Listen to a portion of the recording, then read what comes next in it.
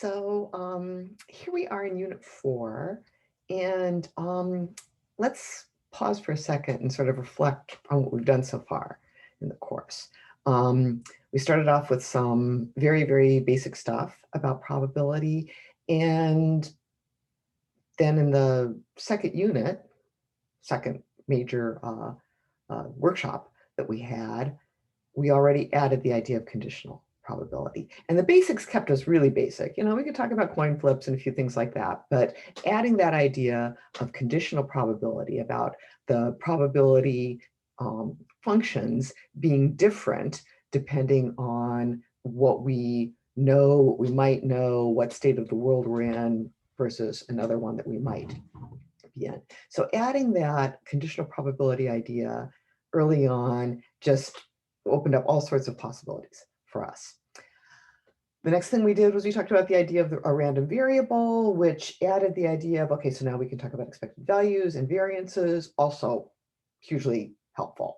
Whole bunch of new ideas that we can explore. In this lesson, we're going to bring those two things together. Okay, so we're going to be adding conditional probability to the random variables framework. Everything kind of goes through just the way you would expect it to. The random variables that we define can have probabilities that are conditioned on some event, conditioned on a different event, maybe not thinking about conditioning at all. Everything that we do with random variables goes through. One or two new concepts that we'll be getting to, but that's not the big deal. Okay, the reason why we're having a separate unit on bringing these two familiar concepts together is both concepts are very empowering. They can let us model all sorts of interesting things, but they bring with them their own complexity. So the main thing we're going to be doing in this unit is getting used to some adjustments to our notation, a little bit of different few new vocabulary terms that are just designed to help us manage the power and complexity of having conditional probability in the framework of random variables. So I think a good way to approach that, the approach that I'm going to take in this unit, is through kind of an extended example. That'll sort of help us see how the complexity that we can work with now gets translated into the model. And this first lesson is just some background to understand the example. So the example I'm going to use is a very familiar one from political science, maybe not all parts of political science, but certainly American politics, much of comparative politics, makes extensive use of what I'm going to call the spatial model of ideology. Okay, it's not just political science. Spatial model of ideology, we use it all the time in ordinary discourse as well. Anytime we say that somebody's on the left, or somebody's on the right, or somebody's a moderate, or somebody's an extremist, we've kind of got in mind is an idea that there is some dimension here that, if we think hard about, probably is like a number line, right? Probably is the real line there. And that we've got the left going towards the negative side, the left of the number line, the right going to the positive side, the positive values on the number line. And so when we say things like, for example, use an example from the Democratic nomination for 2020, when we say things like Elizabeth Warren, so I'm writing X with a subscript, Elizabeth Warren is to the left of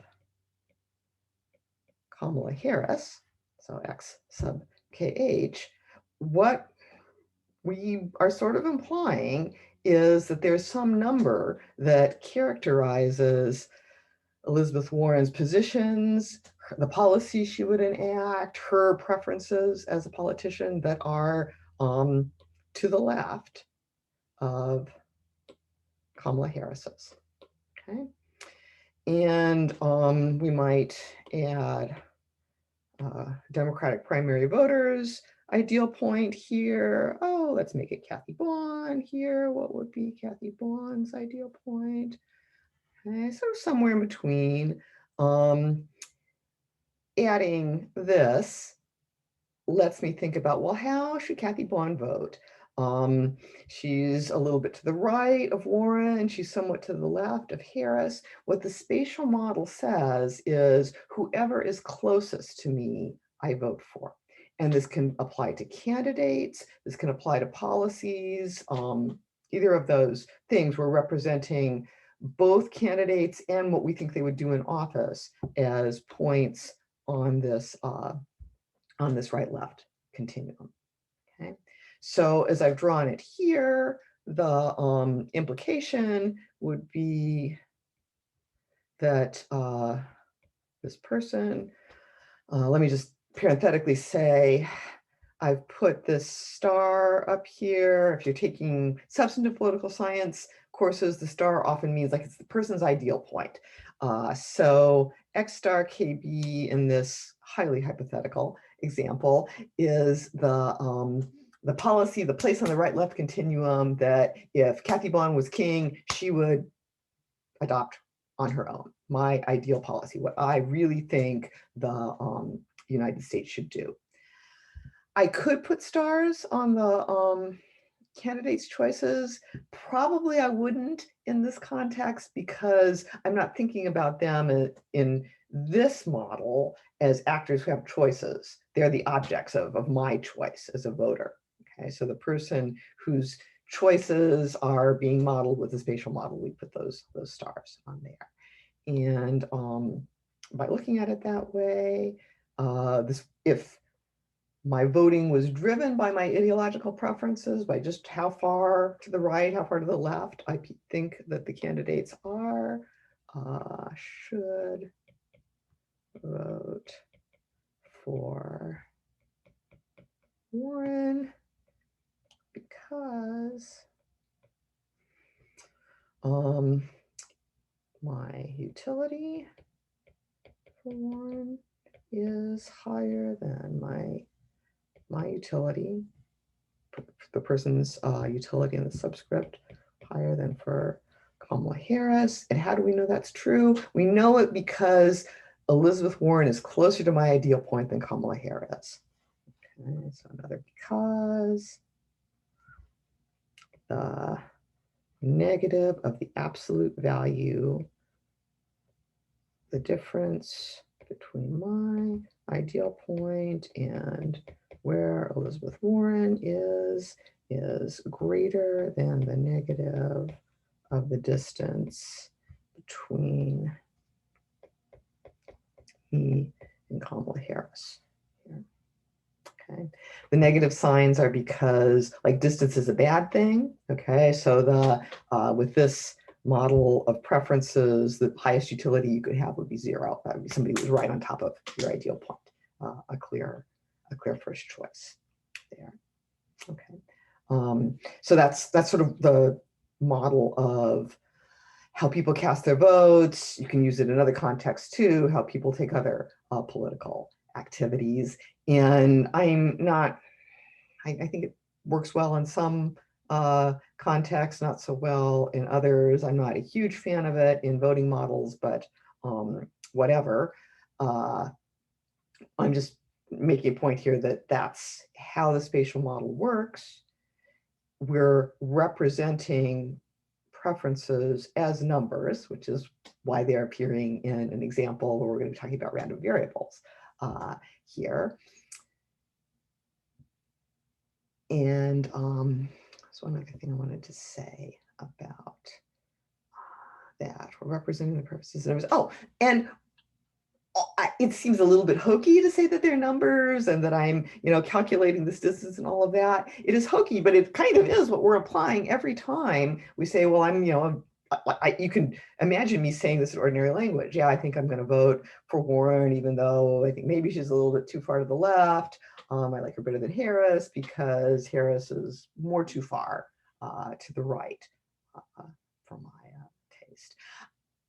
If you're wondering, I voted for Biden in the primary because I waited until after South Carolina. That seemed like the right thing to do. And there's an issue on sort of spatial voting in elections right there. All I'm really trying to do here is give you a flavor of how we use this spatial model in political science examples. Okay, so that's sort of part one, just sort of setting up what we're doing with the spatial model. The second part is that the spatial model is often associated with claims about the median voter, lots of them, okay? There's a couple of what people will call median voter theorems. There's Downes's median voter theorem. If you're taking the American Core, I'm sure you're reading about that.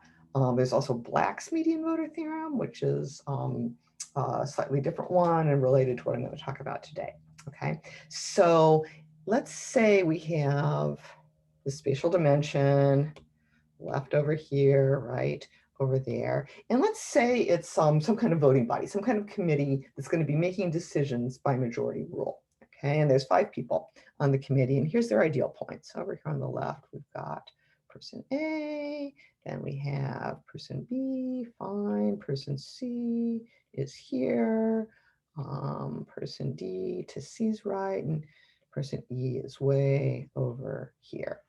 Okay. So if these people were on committees that were making decisions, say by majority rule voting, we think that the median voter, who is person C, let me write that here. We think the median voter is in an excellent position on this body. The reason is the median voter, when you have a single dimension like this, and spatial voting, spatial model of preferences, all that stuff, when you have that, the median voter is in a great position because the median voter will be part of every majority, okay? The median voter will be part of any majority on kind of the left or on the right. Another way to think of that is the median voter's ideal point is the only point in this whole line of infinite number of choices here. It's the only point that does not lose a majority vote to any other. In fact, it beats any other alternative by a majority. And to see that, just think about if we're looking at person C's ideal point compared to any point above it. Well, person C is always going to vote for her ideal point, obviously. But if the alternative is person C's ideal point and anything over here, A and B are also going to vote for person C's ideal point because it's closer to their ideal points. So person C's ideal point beats any point above it. And the same logic goes for any point below it. If we've got person C's ideal point and we're comparing it to any point below that, person C will vote for ideal point, of course, but persons D and F will also. Okay, so person C can be in a coalition with A, B, and C, or D, C, D, and E. Somehow E got dropped here. Let me make that F and E here just to make the diagram match what I'm saying here.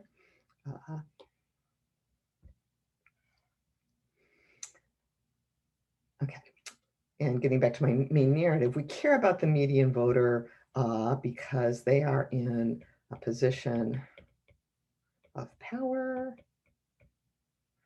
Their ideal point is likely to win, sort of depending on the other procedures. If we're going to make predictions about what this committee is going to do, a reasonable prediction might be is they're going to implement person C's ideal point. And again, this idea is also kind of out there in public discourse. People are often interested in who the swing voter on the Supreme Court is. Well, guess what? That swing voter is indeed the median voter. They're the person who can sometimes form a coalition with the justices to their left, sometimes with their right. And again, the model seems a little bit hokey with drawing it out and being really precise about these ideal points, but all we're doing is being precise about an idea that we use a lot. And the reason why we want to use it is that it is, in fact, so appealing, that it does seem to capture some political logic, the structures, the sort of coalitions that you find in different scenarios. Okay, The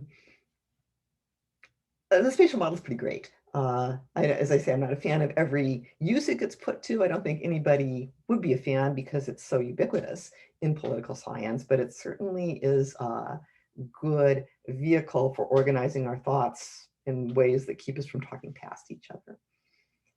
The spatial model is not part of learning probability. It is not really part of the curriculum of 200A. All I wanted to do in this quick lesson is give you a feel for what we're talking about in the next few lessons, where the random variable that we're interested in is going to be the location of the median voter on first a city council and then other boards in local politics. So I'll see you then.